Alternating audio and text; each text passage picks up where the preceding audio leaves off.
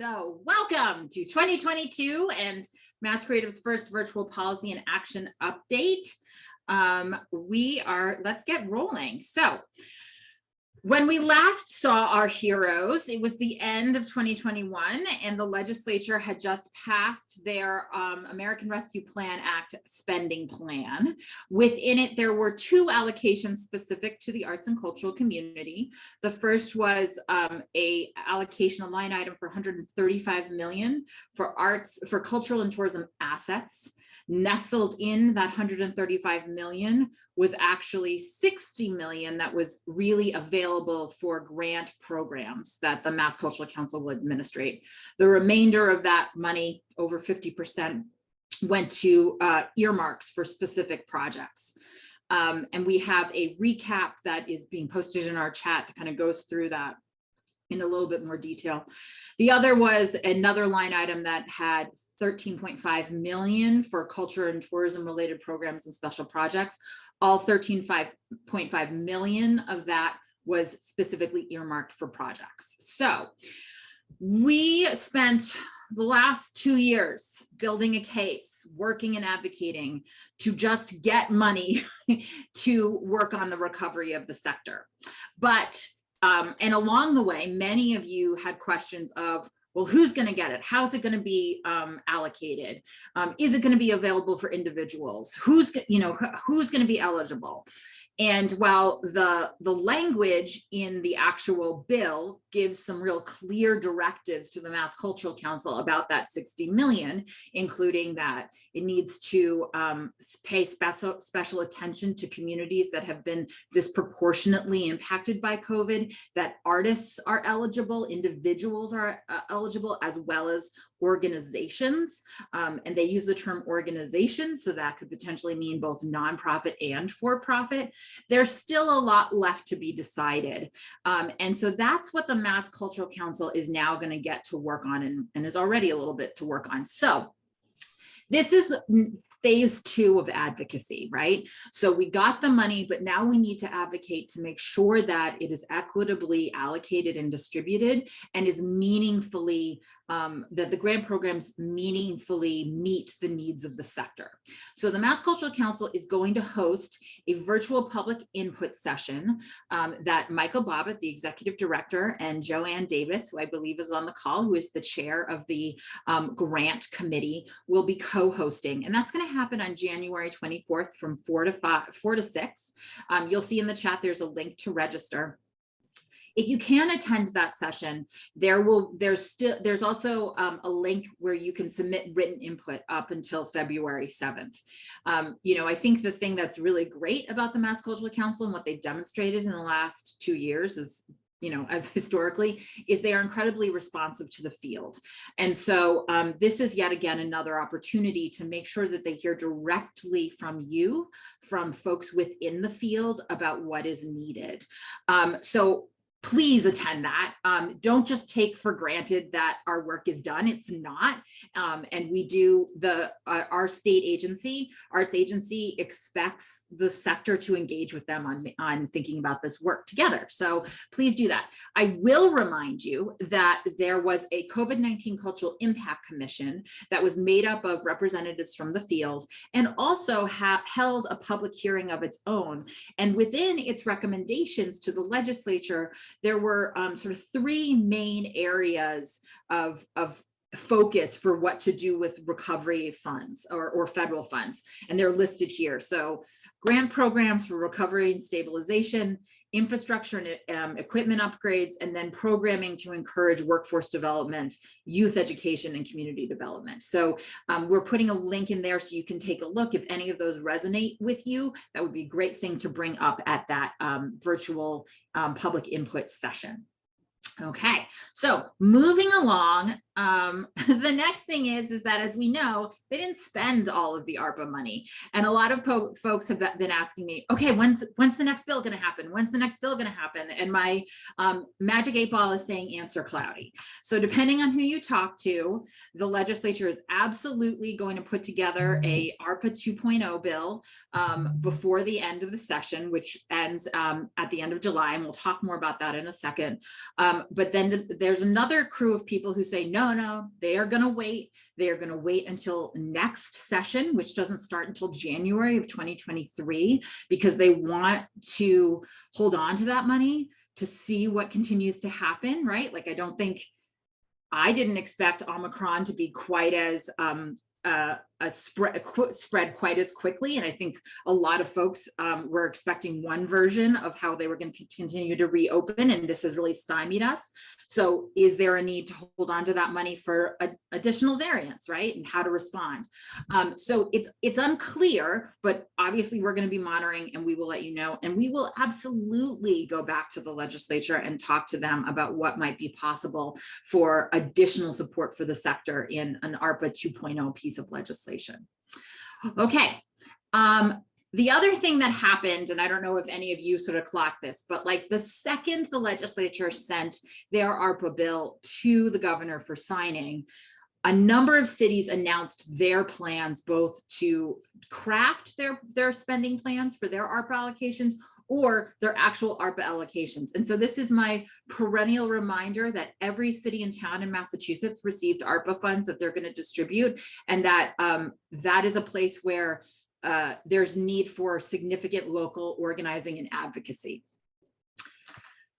Now I want to turn us to the federal landscape, because there's something kind of cool coming up. So a group called Be an Arts Hero / Arts Workers United, excuse me, came together at the beginning of the pandemic and has been working quite consistently and earnestly to really raise the visibility of the individual arts worker and creative industries. And so they have managed to secure with the Committee on Small Businesses a creative economy hearing that's going to happen next week. So it's a pretty quick turnaround. And so in terms of thinking about federal advocacy, we don't sort of touch on it a lot, but this is actually a really important thing for us to talk about and to engage our members of Congress.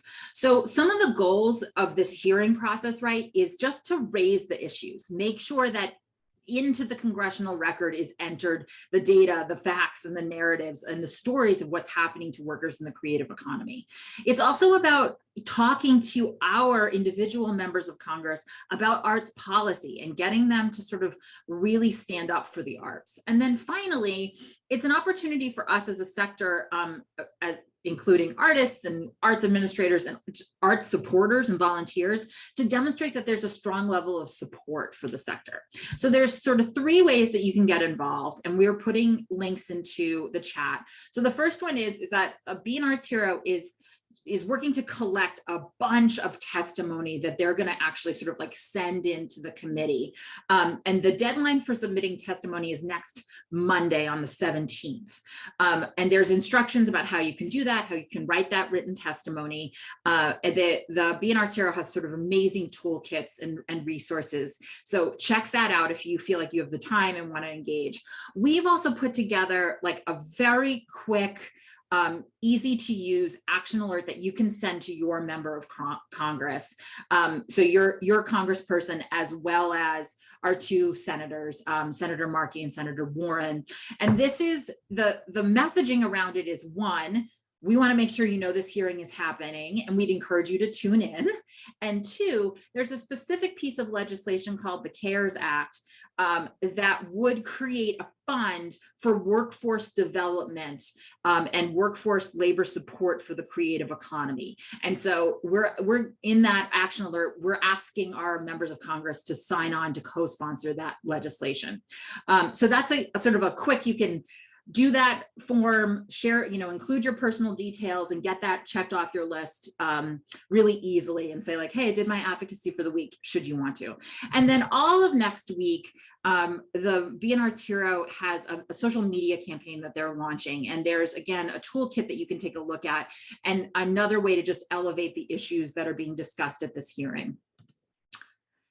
Next, we're going to move into like what's ahead. So that's sort of like things we've been talking about for a while, and now we're going to talk about what's for ahead. And get ready, this is my sort of beautiful mind thread connected timeline to talk about the fiscal year 23 budget. So the budget, as I think a number of people have said, a budget is both about spending, but it's also a illustration of a community's priorities. And so we want to make sure that the arts show up in every state budget around, and to show that that's a priority for the Commonwealth. So here's what we can expect. So Governor Baker has to submit his budget proposal, which is called H2, by January 26th. And so once that's released, Mass Creative will send out a note to everybody, so you know, and we'll see what Baker recommends for the arts and cultural community.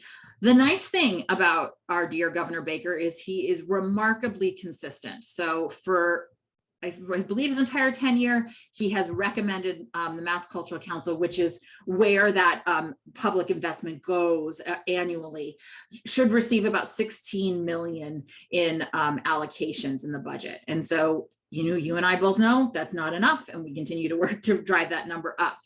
What will happen next is the Joint Committee on Ways and Means will begin to hold hearings, and they hold hearings for every state agency. Every sort of group that's in the budget has an opportunity to testify and to present to the Ways and Means hearing. So Michael Bobbitt will absolutely present on behalf of the agency.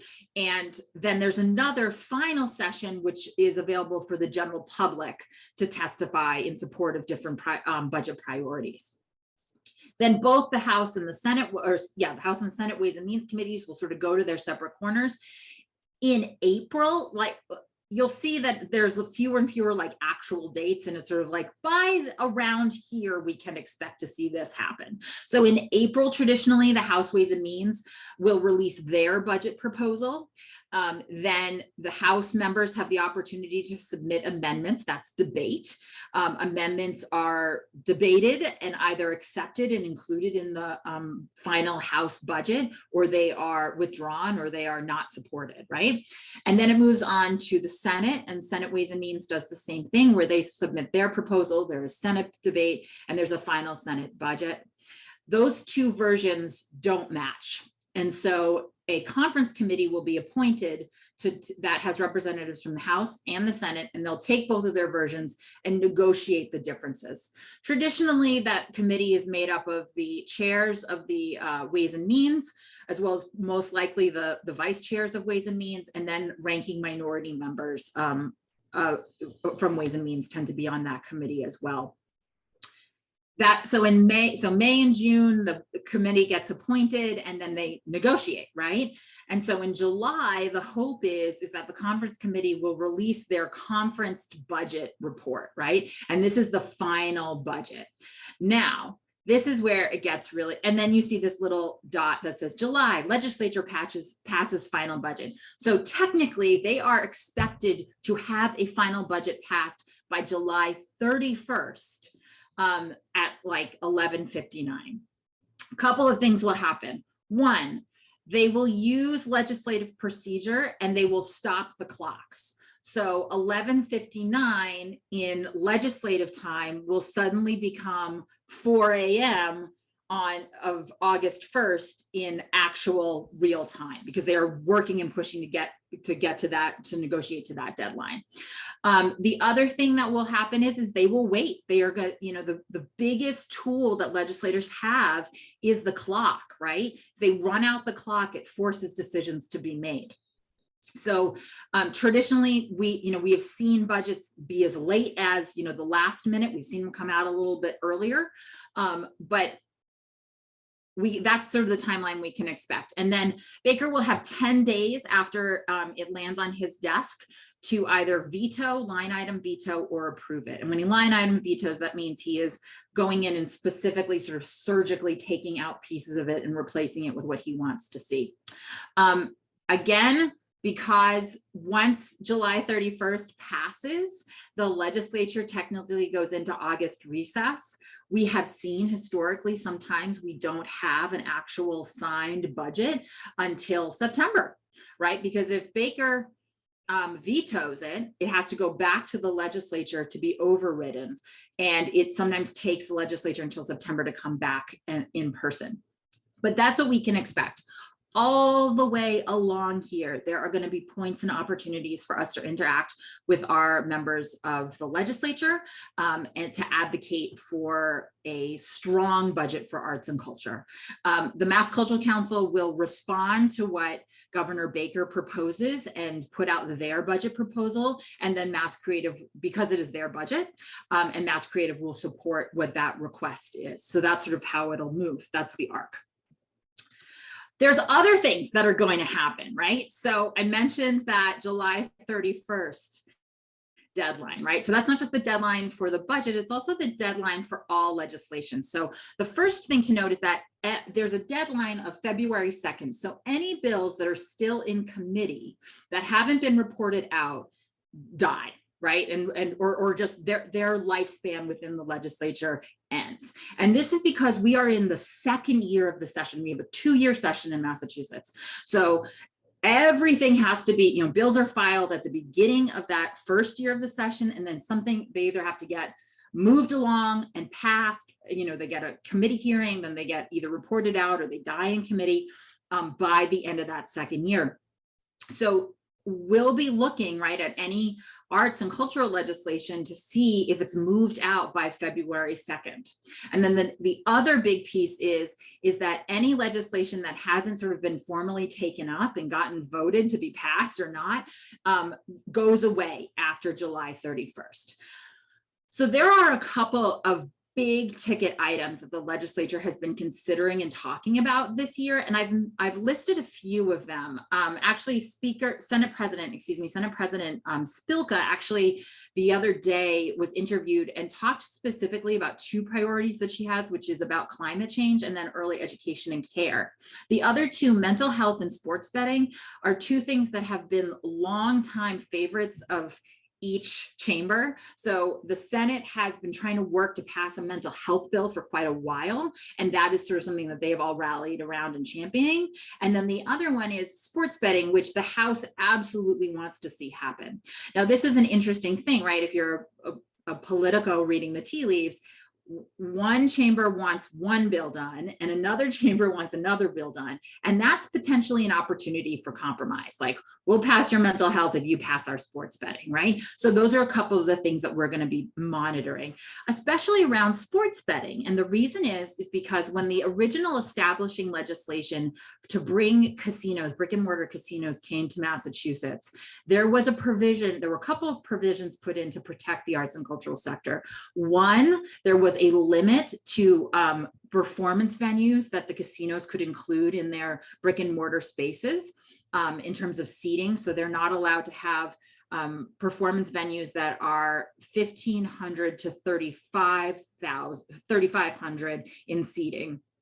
And there also is a portion of the revenue, the tax revenue that's collected from sports, from the gaming, from the casinos, goes into a fund for to support some of those nonprofit and municipal owned live venues to be able to stay competitive in that performance market. And a portion of that money also goes into a fund to support cultural organizations in Massachusetts. So that means there is precedent that when we're talking about gambling, there is precedent to put some of that revenue into the creative community. So this might be an opportunity. The sports betting might be an opportunity to do that again, but it'll take an advocacy campaign that we're all engaged in. So stay tuned on that.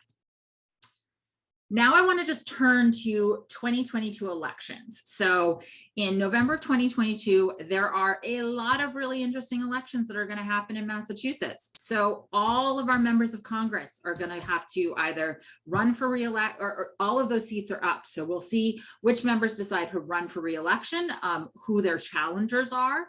And that has sort of, we still haven't heard any official announcements. The other place where we are seeing a lot of activity is all the constitutional officers are up for re-election. And so at the end of the calendar year, Governor Baker and Lieutenant Governor Polito announced that they would not be running for re-election. Suzanne Bump, who's our auditor, a while ago announced that she was not running for re-election. So those 3 races are already fairly competitive. and with the most competitive being the lieutenant governor race. So right now in the governor's race, we have Danielle Allen, Senator Sonia Chang Diaz, and former state rep Jeff Deal, who are all running for governor. There is a lot of watching of current Attorney General Maura Healey, as well as current Labor Secretary, U.S. Secretary of Labor, Marty Walsh, former mayor of Boston, to see whether or not they will run for governor. On the lieutenant governor side, there are 6 announced candidates, so those are Representative Tammy Gouveia, State Senator Adam Hines, State Senator Eric Lesser, Mayor of Salem, Kim Driscoll, and then Brett Breo and Scott Donahue are all running for lieutenant governor. And then when we get down to auditor, Chris Dempsey, who runs T for Mass and was also very instrumental in blocking Boston's bid for the Olympics, is running, as is State Senator Diana DeZoglio. So these are going to be some really interesting races. The other thing is every single Massachusetts House and Senate seat is up for re-election or is up for election. So we know that when people run for office, they are often soliciting feedback from their communities about what the priorities are. And there's an opportunity to talk about the arts and cultural community around all of these races. And all of these seats, or all of these elected offices, impact the arts and cultural community.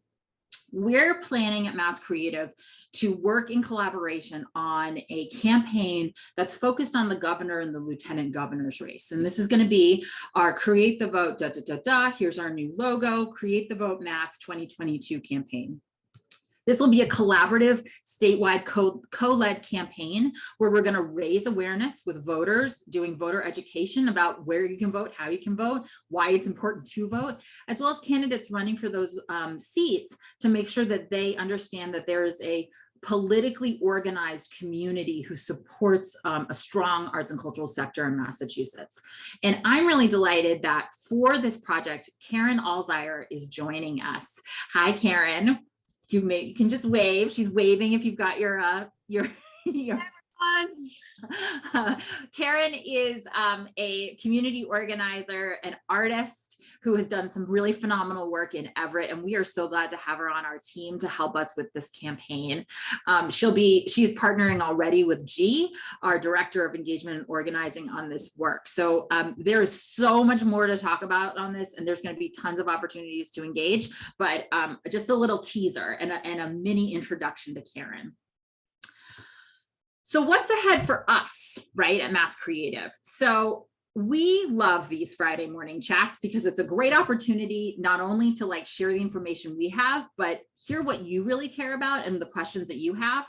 And so we'd like to formalize that in a little survey, because we're going to start putting together and designing a number of trainings, tools, and resources to help advocates in Massachusetts feel more confident, more informed, and more engaged with arts and cultural advocacy policy work. So I implore you to take this survey. I took it last night, reading very carefully every single question and every single answer, and it took me about 5 minutes. So it is not a long survey, but it is enormously helpful in us sort of crafting what tools we should be creating for you. I also would encourage you, if you are in an organization, to share that with your coworkers. And share it within your professional networks. The more input we have, the more successful we're going to be in designing programs that matter for you. We are going to have a couple of really exciting opportunities to organize coming up, and that we'll be sharing more about in the coming weeks. And then we have some interesting data that's coming out that we are excited to share with all of you, as well as with elected officials, to help make the case for arts and culture in Massachusetts. So that is us. We will be back on January 28th. You will note that is after Baker's deadline, so we can do a nice hearty debrief on Baker's budget. But I'm going to stop sharing and just do a real quick check-in and see, I'm scrolling through. let's see. I'm scrolling through to see questions really quickly. Betsy, we will absolutely send a follow-up email that has every single one of these links. And make sure you have that. And we will, yes, we will post about the Be an Arts Hero and that hearing, that committee hearing. Ooh, lots, it's good to see everyone, my goodness. And then finally, I just saw one other question. Nikki, these are recorded and we will post them, so you will be able to review them at your own leisure. Okay, there is still so much to talk about, and Ruth is reminding us something that's really important and that I've talked about before, but today's like school committee candidate is tomorrow's Senate president. Like literally, that is how Karen Spilka started her career, was running for school committee. And so all races matter, engaging all candidates and making sure that they know what you care about and that arts and culture is an important part of how you see your community and their district or their purview is something that will continue to help you make that case and to engage elected officials. We're not going to be bullies about it. We're not going to have gotcha moments, but this is the slow and steady work that leads to the sea change that we want to see, which is about a Massachusetts where it is not, we don't take for granted that arts and culture are here, but in fact, we hold arts and culture as central to what makes us a really strong and connected state. And Margot is asking, are the Cultural Commission's recommendations for ARPA funding still eligible with the Treasury's final rule, which just came out?